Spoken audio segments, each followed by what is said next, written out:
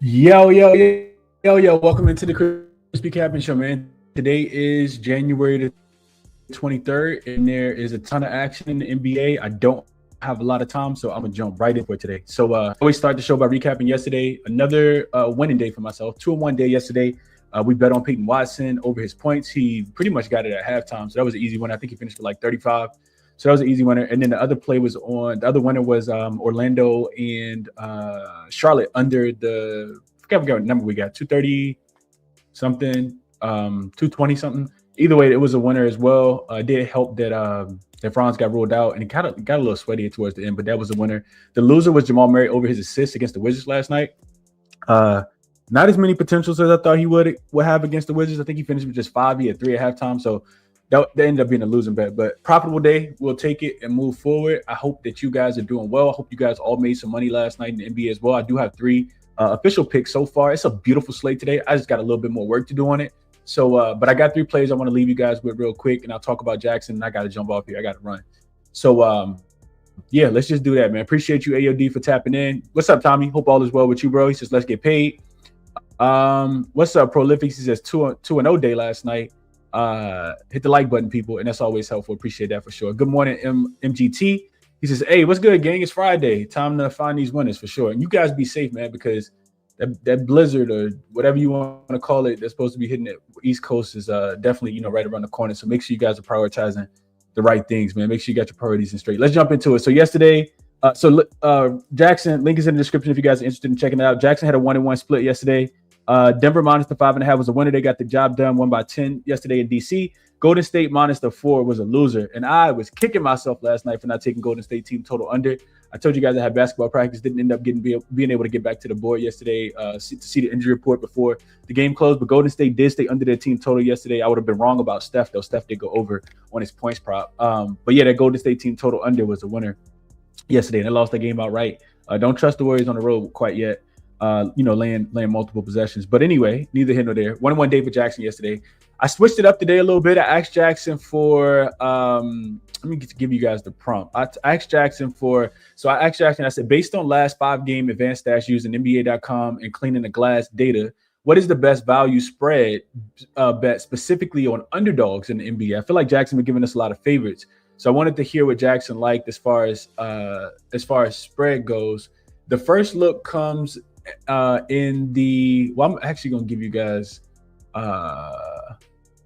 one look, and it is on the Pelicans plus the 6.5. I'm not sure how much I agree with this, but it says the Pelicans are 10-36. They travel on the road to take on a Memphis Grizzlies team that's 18-24 in a matchup where the spread provides significant value for the visitors. While the Pelicans have struggled this season, their recent efficiency metrics show that they're competitive in specific areas that Memphis failed to exploit. Memphis ranks 23rd in offensive rating, 112.9, and 22nd in half-court points per 100 play. The Pelicans' primary strength is their ability to get to the rim, where they rank 28th in frequency, but they're playing against the Grizzlies defense that can be vulnerable to high-volume interior attacks. New Orleans also ranks 9th in pace at 101.56. And if they can force Memphis into a fast-paced tempo game, the Grizzlies, 19th ranked turnover percentage, 15.2, could become a major factor. Memphis is also one of the worst teams in the league at winning the opening tip, ranking 29th, which often allows opponents to establish an early rhythm. I've never heard that before. So yeah, the recent performance in matchups specific says Memphis has a win differential of minus 1.8, suggesting they have slightly underperformed their expected record, but they still lack the offensive firepower to consistently cover multi-possession spreads. The Pelicans rank 12th in offensive rebound percentage at 29.5%, which should allow them to generate second chance points against the Grizzlies team that can be inconsistent on the defensive glass. With the spread sitting at 6.5, the Pelicans' ability to stay within striking distance through interior scoring and their pace makes them a strong value play here for today. So that's the look for Jackson. I'm only going to give you guys one just for time purposes. The link is in the description if you're interested in team total, size, props, whatever it is that you're looking for. Click the link, save 50% off whatever tier you sign up for. All right, so first game up, and I was actually going to skip this game because I bet it last night. And then I saw the spread move, and then I didn't want to give you guys a stale number that has moved, but it was all speculative anyway. So Let's jump into it. So we start with the injury report on the Detroit side, on the Houston side of things. They can submit late, of course, but then we know for sure that they'll be without Steven Adams. Aaron Holiday, I think, missed the game last night. Fred VanVleet, of course, is out. On Detroit side of things, Cade is listed as questionable with a hip injury and an illness. Duncan Robinson is listed as probable, and then Karis LeVert is listed as doubtful. And I see Ron Hotland on the report as well, listed as probable. So when I sent this out to the members last night, I'm gonna actually just read exactly what I sent to the members last night, because I did play the Detroit Pistons in this spot, and I just want to, instead of like going rambling, I'm gonna just give you guys what I sent out to them. So a lot of this is speculative, of course, right? Because if you like the Pistons, you hope that Cade is gonna play in this game, and I'm hoping that Cade is gonna play. But regardless of that, Houston is playing second leg of back-to-back, third and fourth and sixth with travel and overtime last night. Detroit, I was already looking into this game before, of course, the overtime last night. But Detroit opened as 3-point favorites, is up to 3.5, went all the way up to 4.5, and now you're starting to see a little bit of buyback, even though I do see some 4.5s out there as well. But FanDuel got a 3.5, DraftKings got a 3.5. So Detroit has the rest advantage. They've won 8 of their last 10 games. They're 13-2 straight up and 9-6 against the spread when they're playing against teams that are good. 55% win percentage or better. Average margin of victory is about 7 points. We know that the Detroit team is the number one team in the Eastern Conference. They're playing every team tough. When these two teams played earlier this season, Detroit actually was getting 6.5, and Houston, they went in and won that game 115-111. The game went under the total of 227 as well. It's a game where, like, I was looking into it, thinking about it yesterday. Houston, like, typically is a team that's going to dominate the glass. They're going to get a lot of second chance boards. But now you're on the road where they have it. They've 0-5 against the spread, 0-5 straight up in their last 5 games on the road. The Houston Rockets are after that loss last night. So that was one of the reasons that I was a little hesitant on playing them yesterday. I thought I was just waiting for PG to get ruled in. Of course, I wasn't able to get the number because I was at practice before PG got ruled in. But yeah, I don't think this is the game where Detroit is going to allow Houston to bully them on the rebound, on the glass. So if I don't like that, Houston's offense has been looking a little bit better, but Detroit's actually the number one defensive team in the NBA over their last 5 games. So specifically what I wrote, this was in my notes. Then I translated this to the write-up. And I just wrote, I ended up playing this early with Cade being listed as questionable due to the hip / illness injury. Guessing he'll play, so tail with caution. Regardless, it's a second leg of back-to-back, third and fourth and sixth, plus overtime spot for Houston. Detroit's number one defensive rated team in their last 5 games. Outside of having the rest advantage, Houston also doesn't have much of a rebounding advantage here in my opinion, without Adams and being on the second leg of a back-to-back versus a Detroit team that is really good rebounding the basketball. Houston's also just 1-3, both straight up and against the spread, playing unrested this season, while Detroit is 13-2, straight up 9-6 against the number when they're playing against opponents that have the 55% win percentage or better, average margin of 7 points. Houston starters all played big minutes tonight, which was last night, of course. In Philly, best of luck if you're tailing. If Cade gets ruled in, we're definitely getting the better of the number. Houston could also rule people out. We shall see. So we'll see how that works out. But when I was looking into the minutes last night, I know that they played big minutes. Houston really wanted that game last night in Philly. It shouldn't even went to overtime because it was clearly a goaltending. Then Philly should have won in regulation. But just looking at those minutes, KD played 44 last night. Jabari Smith Jr., young Thundercat, 38 minutes. He probably can give it a go. I don't expect him to be ruled out. Sengun played 38 minutes. Josh Okogie, 22. Thompson played 42. Tari Eason played 28 off the bench. Reed Shepherd played 23 off the bench. So yeah, I like Detroit in this spot. Detroit has played against a pretty easy strength of schedule. I think their strength of schedule last 5 games is actually 3rd easiest, but I think they'll get the job done here. Detroit basketball, like AOD said. So that's what I'm on in this one. Real quick, I'll check the comments and we'll keep it moving, man. What's up, Dons? Appreciate you for tapping in. Happy Friday, my brother. DJ says, good morning, Chris. Hope you're doing well. Yeah, I'm doing pretty well. Just tired, man. Tired. It's a lot going on in life in general. Yeah, absolutely. Stay safe, Jay Hank. Appreciate you for putting that here. Let's see. Yeah, that's a great question, Daz. I don't got time to answer it or even talk about it right now. But toilet paper, bread should just be flying off the shelf. Cases of water, Costco out of water in Charlottesville, man. It's crazy. Let's see. What up, LJ? Hope all is well, bro. Hope all is well, LJ. Hope all is well, bro. Let's see. Any other things here? What's up, Adam? Good morning, Bryant. Adam says, I took a Sir rebounds in this matchup over in his last 5 games. He's playing against his brother. He'll probably get up for this matchup for sure. Brian says he likes Detroit minus the 3.5. Yeah, if K gets ruled out, we get the worst of the number. But Detroit, with Jenkins, them boys been playing good, man. Even with that, they end up covering that 7.5 by half a point against the Pelicans in their last game. So I like them here. Next one up, Pels and Grizzlies. So line open with the Grizzlies laying 4.5 yesterday. It's all the way up to 6 on most books. I do see about 5.5 total, 236.5 up to 237.5. So I'll get right to the good stuff. I took a player prop in this game, and I bet on Cam Spencer. Actually, I would take you guys over, just really, really briefly, over the outlier. I do want to show you guys this. So I'm looking at Cam Spencer here. If I can get it pulled up, minimize myself. So Cam Spencer, there's no Ja Morant in this game, of course. Real quick, as far as the rest of the injury report goes, Ja Morant is listed as out. And let me just see. So yeah, Santi Aldama is also out. Brandon Clark, Zach Edey, of course, Ty Jerome, Scottie Pippen Jr. All those guys are out. Herb Jones is listed as questionable. No Jose Alvarado, and of course, no DeJounte Murray.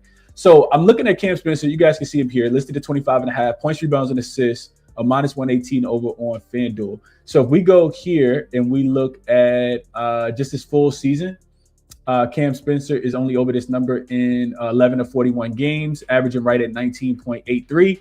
But then we go here to the advanced filter, and we pretty simple, right? Just take Ja Morant out. This number goes all the way up to 25.5. I'm sorry, it goes all the way up to him averaging 22.81. And you can see that it's just a really good matchup, right? So you can see points allowed. This I'm over here. You guys can see this. Points allowed. This Pelicans team gives up the third most points. Rebounds allowed, they give up the eighth most rebounds.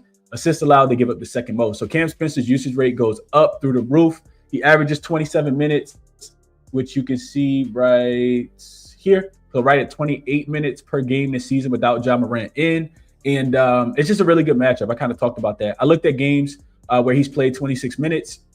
He's only over in 8 of his 17 games, but if you factor in that as a bottom 10 defensive rated team, he's over in 6 of 9, averaging 27 points, rebounds, and assists. In the 3 games he's played versus teams that are bottom 10 in defensive rating and top 10 in pace, he's over in 2 or 3, and he got the 26 in that game as well. So I like the 26.5 here. Just looking at his most recent minutes without Ja Morant, you can see that they've just been up. So it's pretty much 31 or higher. Well, it's a couple 27s in here without Ja Morant, where you can see over here at the beginning, there's a few games where he didn't play as many minutes. So I bet on Cam Spencer over his points, rebounds, and assists in this spot. And that's what I like as far as a player prop in this game. I'll go through the comments real quick, and then I'll keep it pushing and give you guys one more look, and then I'm going to actually get off of here. Brian says Cam Spencer's not afraid to put up a lot of shots without Ja Morant. I like it. Yeah, absolutely. Adam says he played Cam Spencer, Cam double at 220. I like that. I like that a lot as well. Also, definitely think he could get there. So I don't want to I just don't have time to go through all the matchup stuff. But he does get a lot of his points via catch and shoot, of course, about 38%. This is the fourth worst defense via catch and shoot. So the assist should be there. I initially thought about taking the rebounds out because the Pelicans not the worst rebounding team, but I think he'll be able to grab some boards as well. I thought about playing the PA. It's 22.5, and I think he clears that number relatively easy as well. But yeah, I just went ahead and played the points, rebounds, and assists. I think he can grab 3 boards in this game as well. So Cam Spencer for me, and Adam likes it as well. Let's keep going. Do me a favor, hit the like, subscribe to the channel. And let's keep going. All right. So next game up, other one I wanted to talk about was the Kings and the Cavs. So we got Sacramento. They will be on the road in this game. First game on the road for the Sacramento Kings in quite a while. They have not been playing on the road. They've been at home. I want to say it was like a 7 or 8 game road trip for a homestand for them. So first game on the road in quite a while. They will be without Keegan Murray. And then on the Cleveland side of things, of course, no Darius Garland and no Sam Merrill in this game. So Sacramento is playing 3rd and 4th, 4th and 6th, 3 straight non-covers, 3 straight losses outright as well. They only 7-12-1 against the number on the road. You're looking at Cleveland team There's actually won and covered 3 of their last 4. They're 7-18 against the spread though at home, so I can't take them. The Cavs are also just 1-5 against the spread, coming off a win, which we know that they beat the brakes off Charlotte in their last game. And if they're coming off a win and they're laying double digits in the next game, I want nothing to do with them. 1-5 against the spread. But it is a spot that I think Sacramento could potentially run out of gas here. So initially, yesterday, I wrote in my notes Sacramento team total under, based on them not being a great three-point shooting team. Cleveland, being a pretty good team as far as taking away stuff at the rim. I think Sacramento's going to struggle to score. But also, I think Cleveland totals just continue to be inflated. So I bet the under here, under 233.5, minus 110 on Caesars. So Sacramento, first road game in quite a while. I mentioned that already. They're the 4th worst offensive rated team on the road this season, averaging just 109 points per game. Cleveland offensive efficiency has actually dipped recently. They're 20th in offensive rating in their last 5 games, compared to being 10th on the full season. So they've seen a little bit of regression, which makes sense because, Sam Merrill hasn't been there. Darius Garland has been out for a couple games now again. Cleveland's defense has stepped up recently as well. They're 11th in defensive rating in their last 5 games. Cleveland, last 5 games, they're averaging just 225 points.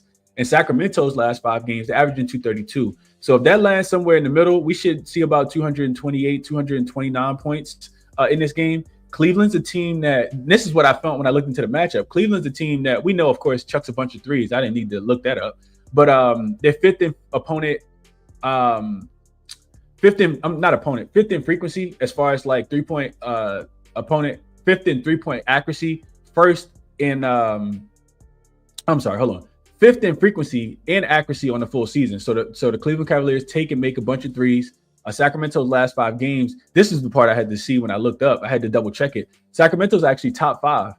They're 5th in opponent 3-point accuracy and 1st in opponent 3-point frequency. So for whatever reason, Doug Christie has these guys, they're running teams off the line. If they can keep that up, Cleveland should, regress a little bit in this game as well. Then I found, just going through my trends last night, a strong trend towards the under. So double-digit road dogs, which the Kings are in this spot, playing their 5th game in 8 nights this season are actually 20-12 to the under. That's a 62.5% trend towards the under. This total opened 235 yesterday. It's down 1.5 points. I think it stays under this number as well. So those are the 3 plays I want to leave you guys with. Let's see what you guys are thinking. I don't really have time to even go through the rest of the games for today.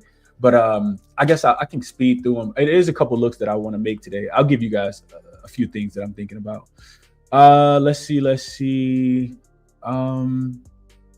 Going back to the last game, Better on Risk says, what's good, Chris? What's good, chat? Taking the first half over 105.5. Both teams are hitting at about 70% or higher rate. Okay. Okay. Adam says he played Mitchell to get 7 dimes in this spot. He's been distributing the ball well lately. In a high volume of potentials. This makes sense without Darius Garland being there. I feel like Tyson has just been more of a shooter, so he's been scoring the basketball pretty well. I could get behind some Donnie assists in this game. What's his number? 6.5. So he's over in 2 of his last 4. Looks like 4 of his last 6. If I look at games without Darius Garland. Not great. Averages 5.6 without Darius Garland. Only over in 3 of his last 8. The Kings do give up the 8th most assists. Last 10 games, they give up actually 8th in assists allowed. So their defense has been a lot better. The Kings recently. Kings have also played against a really easy strength of schedule. I forgot to mention that. Hopefully Cleveland just doesn't shoot the lights out in this game. I'm banking on Sacramento being able to play a little defense. Best of luck though, Adam. I hope you cash it. Let's see. Any other thoughts? All right. 3 official plays. Share them with you guys. Let's go through really quickly what I had in my notes for the other games. So Boston and Brooklyn. Derek White's out for rest. Boston does have in-season revenge. 4 straight covers. They're 7-10 to the under, 7-3 to the under in their last 10 games. First leg of a back-to-back. They got a game in Charlotte tomorrow. On the Brooklyn side of things, it is a 4th game in 6 nights. They're coming off a 54-point loss. Biggest loss, I think, since 2005 or something like that, to the Knicks the other night. Initially, I started with the under, and it was just based on teams getting the doors blown off of them in the last game. So teams that lose by 50 or more since 2017 are 14-5 to the under. So that's 73%. This total, of course, is super low. We know Boston and Brooklyn both plays very, very slow. Then I looked at so this was yesterday before the Derek White news, of course. I was handicapping the game yesterday afternoon. And then I looked at Boston's defense without Derek White, and it's actually pretty crucial to betting this spread.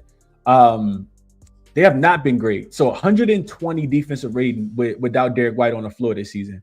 He's actually, for people that been paying attention, he's actually in the conversation for Defensive Player of the Year. He's probably the best guard defender in the league. He's the only guard I think that averages more than a block per game. Without him, Boston could suffer a bit. I know that Brooklyn's not a great offensive team, but they like to shoot a bunch of threes. And Boston, for whatever reason, just like to take away stuff on the interior. So, like, what I wrote in my notes was I might take a stab at the first quarter over. The total, of course, will be super low. I don't even know what the first quarter total is, but it'll be super low. Boston typically comes out hot from the three-point line. On the season, they're taking the second most above the break threes. Boston's also allowing the most in their last 2 weeks of play as far as three-point attempts. So yeah, Boston's also plays some pretty elite offense early in games as well. I kind of feel like first quarter over. Like, that's something I'm gonna add to my short list. If I played, it'll probably be a smaller play. But total so low, like, these teams hit some threes to start the game. Derek White not being there, I don't think you can really replace his defense. Think we can see some points early. Let's keep going. Next game is Sacramento. Oh, we did that game already. All right, so those three. Phoenix, Atlanta. Like, this is a game that I got to do a lot more work on. But I wrote in my notes that I would want to kind of look towards. So Phoenix is laying 3.5 points in Atlanta. Total a little high in my opinion. I know that Atlanta likes to run. Phoenix plays a lot slower. They have the rest advantage in this spot. They also have revenge. Atlanta beat them. But this is the last game of a 6-game road trip. They're 3-2 on the road trip, so they could go 4-2 to finish this off. Phoenix can. Atlanta's coming off that 2-point win against Memphis in Memphis. Before that, they had lost 4 straight. Phoenix is a team that does a really good job as far as like giving up points in transition.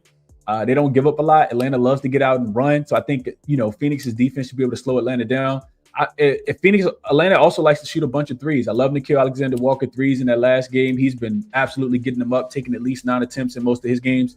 But I kind of feel like Phoenix's defense could slow Atlanta's offense down in this spot. The question you got to ask yourself is this Phoenix going to run out of gas, last game of a 6-game road trip? My thought process is no. They've been really, really good on the road outside of that game where we took them against Miami. So that's my thought process in that game. I got a little more digging to do, but I kind of want to find an under to play on the Atlanta side of things. Just Phoenix playing really good defense as of late. Jalen Green is back, though. That's not good for the defense. So my thought process on that game. Denver and Milwaukee. It's 5th game in 7 nights for Denver. They did win last night as well. So I just wrote my notes, fade Denver, 5th and 7 nights. The line was at 5 last night. It's up to 6.5. I couldn't get there. Milwaukee's just not playing as good as I need them to play. They're like bottom 5 offensively and defensively in pretty much every advanced metric that I was looking at. But they do have the rest advantage. They do have in-season revenge from the game that was played 12 days ago. They went into Denver, lost the game 108-104. 6.5-point dogs in that game. That game finished 212 points on a 219.5 total. And we've seen this one come down. 222 last night. I think it's down to 220 now or something like that. Something along those lines. But yeah, teams playing 5th and 7 are only covering 39% this season. And, it's like more like of a scheduled loss. Like, I'm pretty sure Aaron Gordon might not play in this game. I could see Milwaukee getting right, but not for my money. India, OKC, I don't really have anything on. I got a lot of work to do on that game. And then Toronto and Portland, I don't have anything going either. It is second leg of back-to-back for Portland. They do have revenge. Toronto 3rd and 4th and 6th. A 4th straight road game for them. Back-to-back wins against Golden State and Sacramento. I did see that RJ and Colin Murray-Boyles are both listed as questionable. Portland been playing well. I feel like I don't want to step in front of them right now. They got Miami out the way. They've been at home for a long time as well. Maybe look towards Portland early in that game, but nothing. I got a lot more work to do. I want to try to find a couple more plays, but those are the 3 looks. Detroit, I did bet them. We'll see how it goes. We'll see what happens with the injury report. I like the Sacramento and Cleveland under 233.5 and Cam Spencer over points, rebounds, and assists. If the show is helpful, do me a favor, hit the like button on the way out. Check the resources out. They're all listed in the description of the video as they always are. Jackson, Outlier, Moneyballer, Eyes Jam. And I'll be back tomorrow. Got to figure out when, but I'll be back tomorrow, man. I hope you guys enjoy the day, and best of luck on your action. Bet responsibly. I'll catch you guys in the next one.